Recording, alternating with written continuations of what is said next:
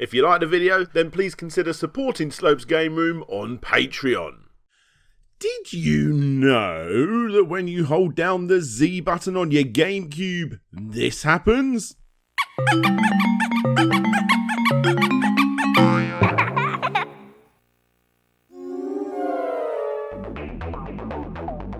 Of course you did. I, Daniel Iverson, would like to apologise for thinking any less of you.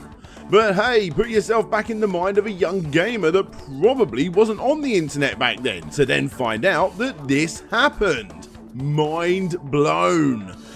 God damn, the GameCube was an amazing console. For me, it was the first time I'd ever jumped into the deep end on a brand new Nintendo system, as I had an Amstrad 464 instead of an NES, a Mega Drive instead of an SNES, and a PlayStation 1 instead of the most overrated system ever made.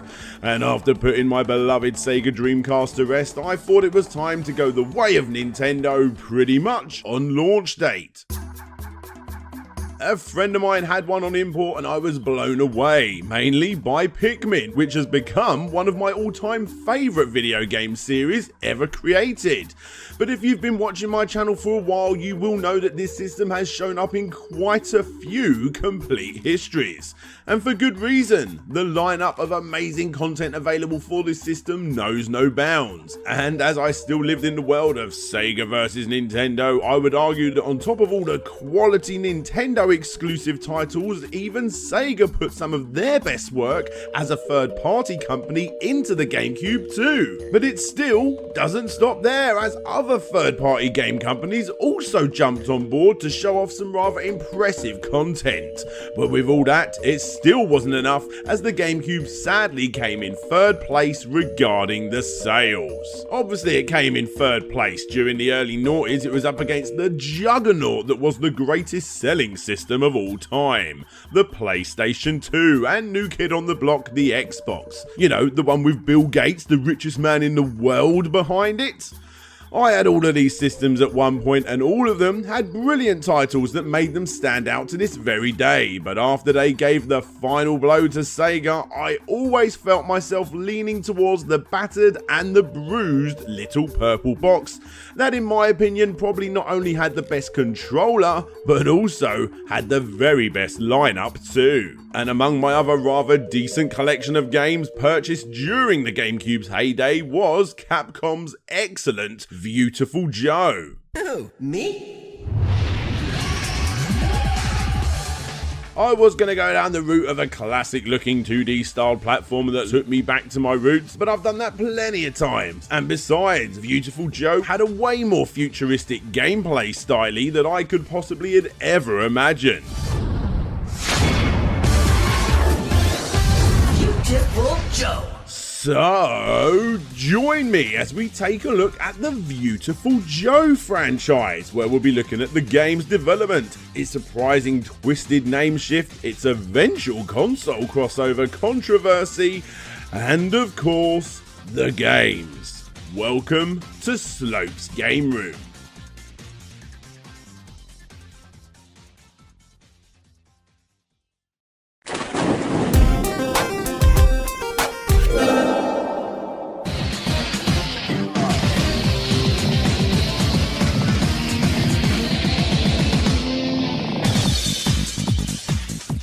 Viewtiful Joe, a game that really did bridge the gap between the image of a younger gamer on the GameCube and the more hardcore, edgier gamers that the console eventually became known for. To put it simply, in my mind, it felt like that time when I, as a young 8-bit home computer gamer of the early 90s, went to my local fun fair and discovered Teenage Mutant Ninja Turtles in the arcade. Sure, I was a fan of the series and of the genre, but this seemed a little out of reach. Was I ready to play something as hardcore as this? Well, about 3 minutes later and 50p out of my mum's purse later would soon tell young 7-year-old me that I was not. Viewtiful Joe brought me back to that mindset. Was this just another cutesy platformer ripping off the slow-mo effects found in movies like The Matrix? No, this was something far more special, and in my opinion, well worth the complete history treatment. But hold up guys, because, well, I think we're in fact getting a little ahead of ourselves. So, let's go back to the beginning. Hideki Kamiya, a young guy who was originally a little obsessed with classic games like A Link to the Past, Space Harrier, Snatcher and Gradius. As you would expect, he decided to take his love of gaming to the next level and go out and make some video games. He went to Sega, but they turned him down. He went to Namco, but they turned him down. Well, actually they offered him a role as an artist over a game designer, so he actually turned them down. And well, after a long while in 1994, he was eventually hired by Capcom, where he got to work on a little indie title that was actually really good, but you probably don't remember it. Hang on, what was it called again? Oh yes, that's it. Resident Evil. That's the one. You should go check that out. It's actually a pretty good game. Anyway, future complete histories aside, this was the start of something super special. The legend that is Hideki Kamiya is indeed very well known in the gaming world from this point on. And although it was actually his work on such titles as Devil May Cry, Viewtiful Joe, Akami, and eventually his move to Platinum Games, where he became even more legendary with such titles as Bayonetta, The Wonderful 101 and Star Fox Zero, actually scrub that last one. Back in 1994 at Capcom, he was all about Resident Evil for the new dominating system of the time, the PlayStation and the Saturn, but you know, not the N64. This was a very popular, although strange point in Capcom's history, and to find out we are actually going to need to go yet again back to the beginning, because you see Capcom and Nintendo have been up in each other's business for an extremely long time. Anyone recognize this little guy? Yep.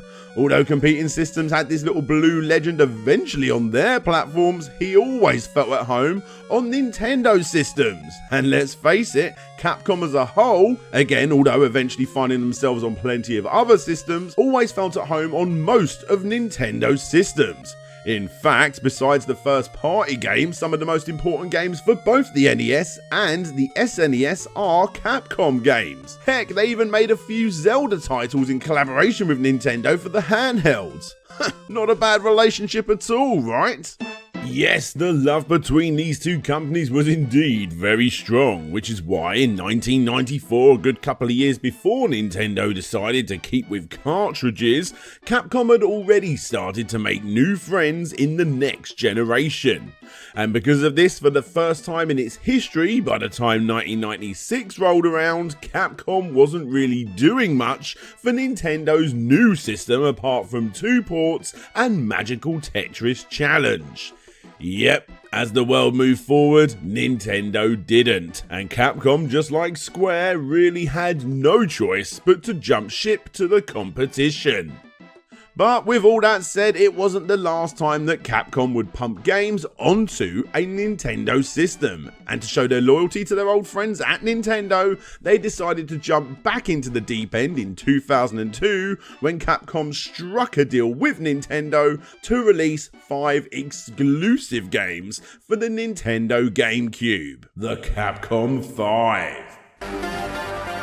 With the PlayStation 2 and original Xbox on the shelves at the same time, you have no idea how important this was for Nintendo. After all, Capcom's importance in gaming would be seen back on the PlayStation 1 with titles such as the original Resident Evil trilogy, although to be honest, the best version is actually on the Saturn, but you know, more on that another time. And on top of this, they had even released such amazing titles as Devil May Cry for the PlayStation 2. Yep, having Capcom on board to create 5 exclusive GameCube games was a very big deal indeed. Also, Nintendo fought. But before we get into that, let's look at those 5 promised games. You got PN3, or product number 03, directed by the same guy that directed Resident Evil, about a dancing female mercenary shooting berserk robots. It got average reviews and is considered a flop, although it does have its hardcore fans. You got Killer 7, another fan favourite that did a lot better, although the reviews were mixed to say the least, where you play as a sort of hitman in a very stylish first-person shooter slash on rails style of gameplay that again has got plenty of hardcore fans. Then there's Resident Evil 4, which is often looked at as the very best Resident Evil game to date, Dead Phoenix, which eventually got cancelled, but from what we can see here is essentially a gritty Panzer Dragoon, and yes, that complete history is also coming. And finally, you got Viewtiful Joe, which we will get to in more detail in just a second. So with all the new Capcom injection, what went wrong? Well, after Capcom announced these 5 exclusive titles, only a month later, they went back on their word, saying that yes, all 5 games will appear on the GameCube, although only 4 eventually did, and that Resident Evil 4 was going to be the only GameCube exclusive. If any of the other platforms fancied these games, then they could indeed have them. Oh dear, poor Nintendo. Out of those 5 exclusive titles, only one of them, product number 03, which just happened to be by far the worst reviewed of the lot, ended up staying exclusive to the GameCube, as Resident Evil 4 even found its way to competing systems too, with Capcom stating that there wasn't actually any sort of exclusive deal in the first place. But with all of this said, I don't know about you guys, but Resident Evil 4, product number 03, Killer 7, and of course, Viewtiful Joe, always felt at home on the system that they was originally intended for. And with that, I think it's about time we connect these 2 timelines together and take a look at Hideki Kamiya's incredible Viewtiful Joe series of games.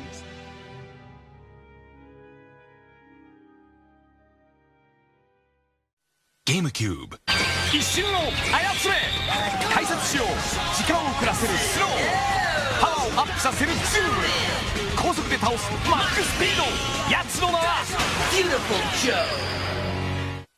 Lights, camera, beautiful! Ordinary Dude Joe is sucked into an action movie and transformed into a super cool celluloid hero. Welcome to the way out world of Viewtiful Joe. Use your awesome VFX power to obliterate evildoers. Zoom in, slow, max speed.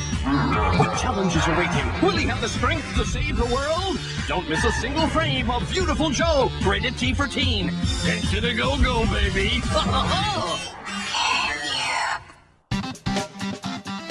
This is Viewtiful Joe, the main guy in this awesome little game. When at the movies with your lass one day, the bad guy jumps out of the screen, kidnaps her, and the good guy pulls you in, teaching you the abilities of your new movie-like superpowers to go and get her back.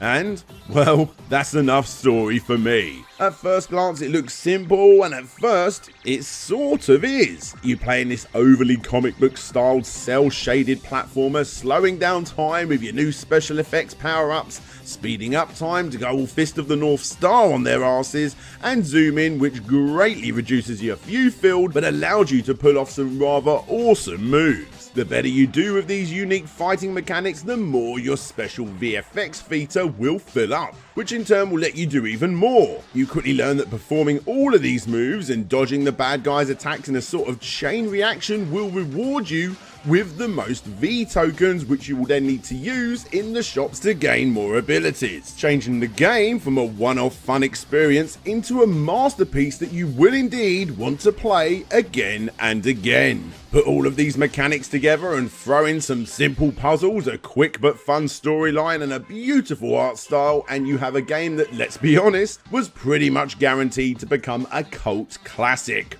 which it obviously did. Originally the game was known as Red Hot Man, but that was quickly changed due to a possible conflict with a certain American rock band with a very similar name. So yeah, moving on.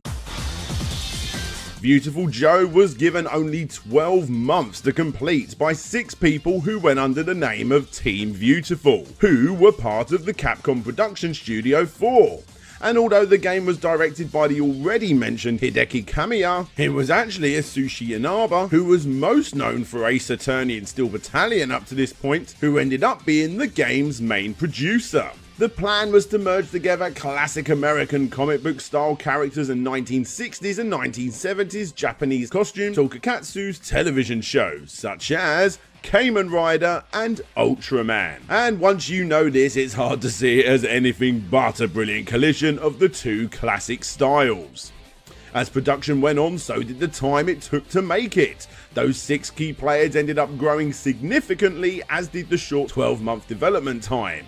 21 months was the final count, and although at first people were not too sure about the game's 2D platforming style, which was very much old hat when this game was released, Inaba-san explains that we have been able to breathe new life into the genre because we are using a new stylistic way that hasn't been seen before. Plus, he also did admit that choosing to release the game on the GameCube would indeed fit that console's demographic quite nicely.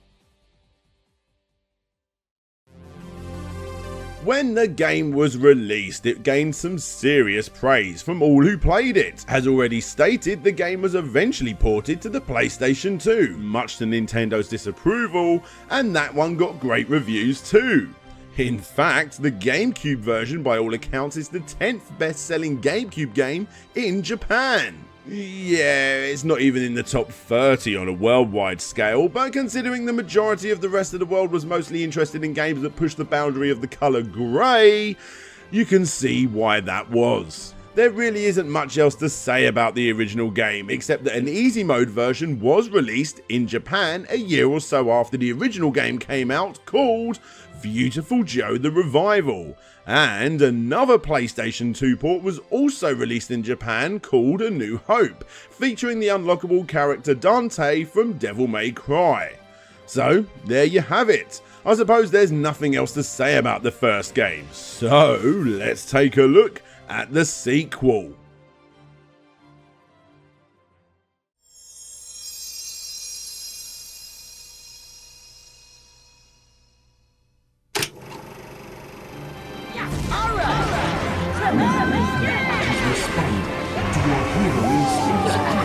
You're just another one of those old attractions in this movie land.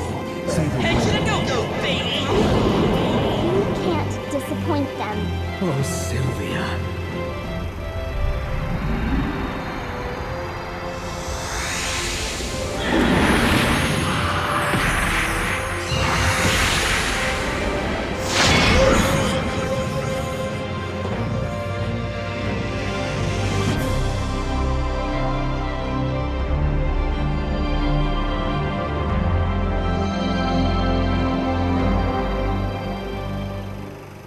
Like I said, there's more to this story.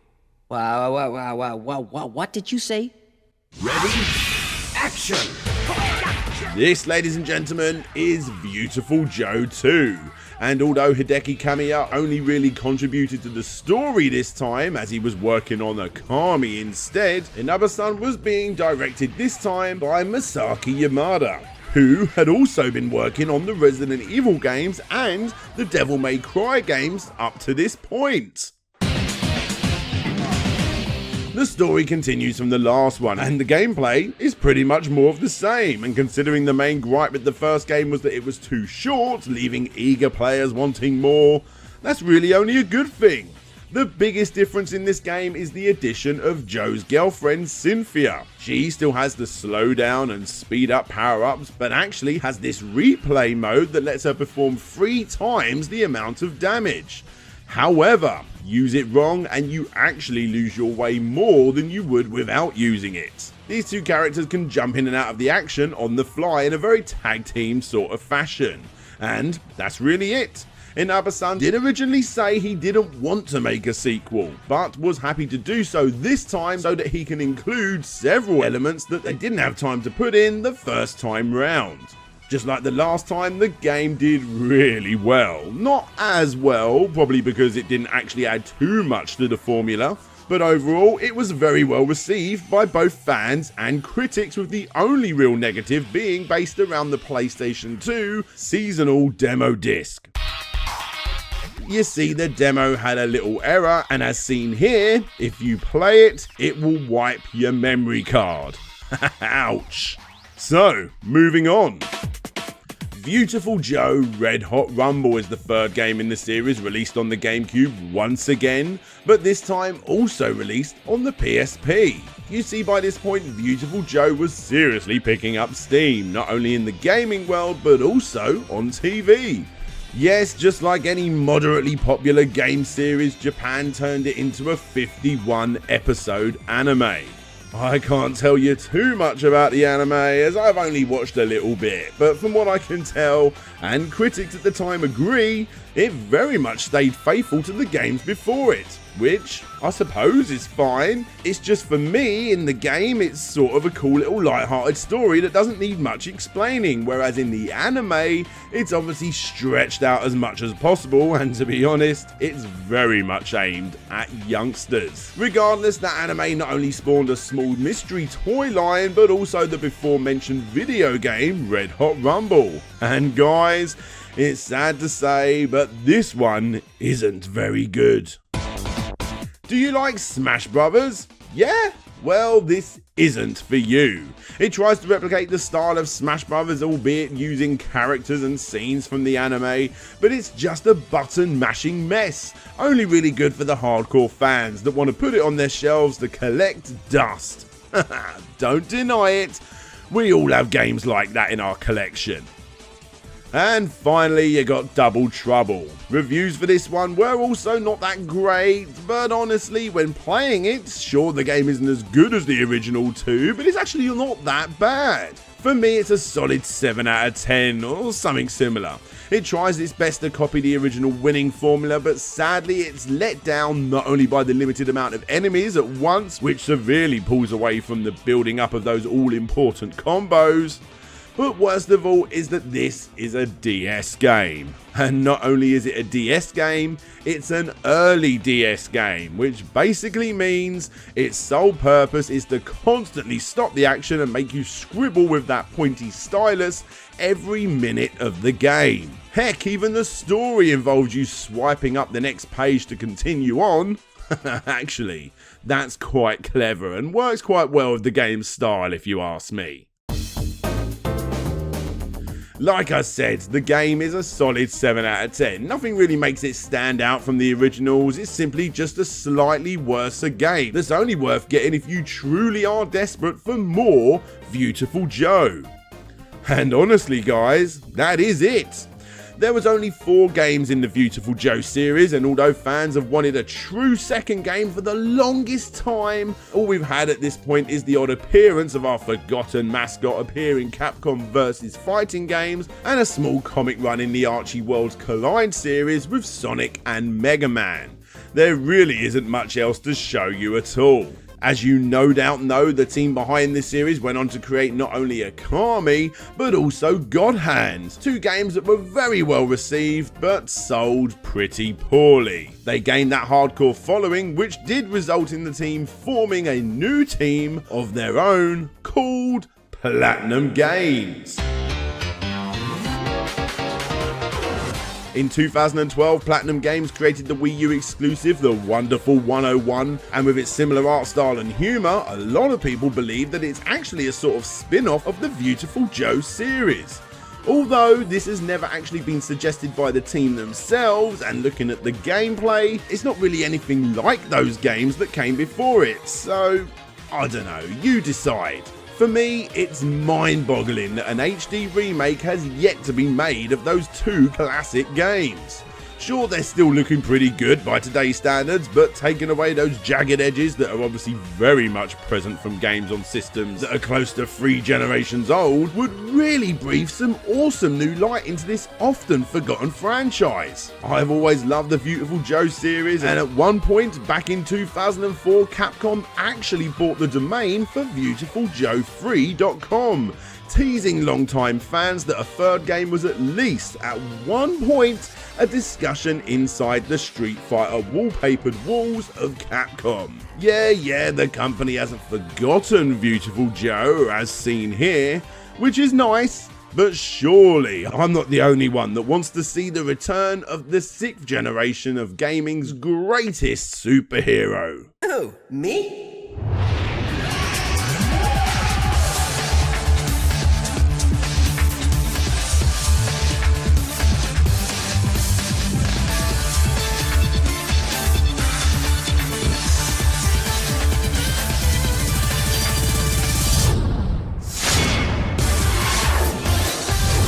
Viewtiful Joe.